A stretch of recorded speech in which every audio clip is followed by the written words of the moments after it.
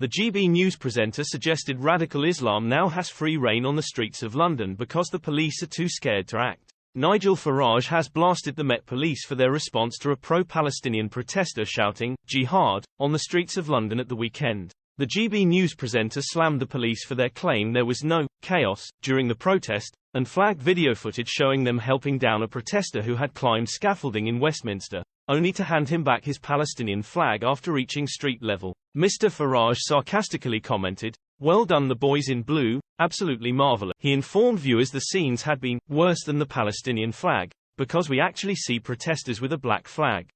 Now this black flag, I think to many, would be seen to be a jihadi flag. A flag that we've associated in the past with Al-Qaeda and ISIS. The police don't seem to think so, they seem to think this is some sort of religious symbol. Mr. Farage reminded the Met that, while they wave this flag and make hateful chants about the Jews, here's our old friend Osama bin Laden sitting in front of that exact flag. The former Brexit Party leader also highlighted a shocking clip of a protester yelling jihad during the protest. The Met responded to the clip, saying, "The word jihad has a number of meanings, but we know the public will most commonly associate it with terrorism. We have specialist counter-terrorism officers.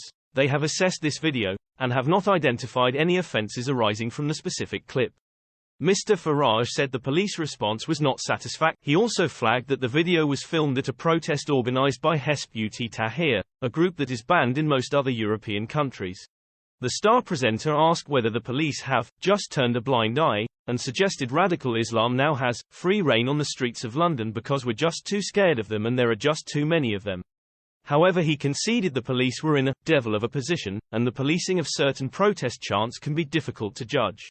He concluded, "My own view is people shouting, jihad, and carrying around ISIS flags, and shouting all sorts of things about the Jews. I would have thought those things step way beyond the mark and that just arresting 10 people on the streets of London this Saturday frankly was a joke."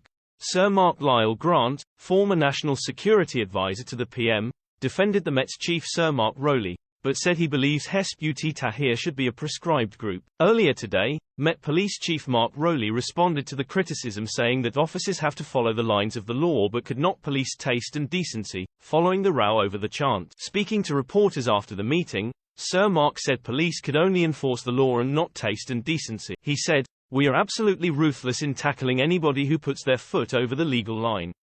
We're accountable for the law.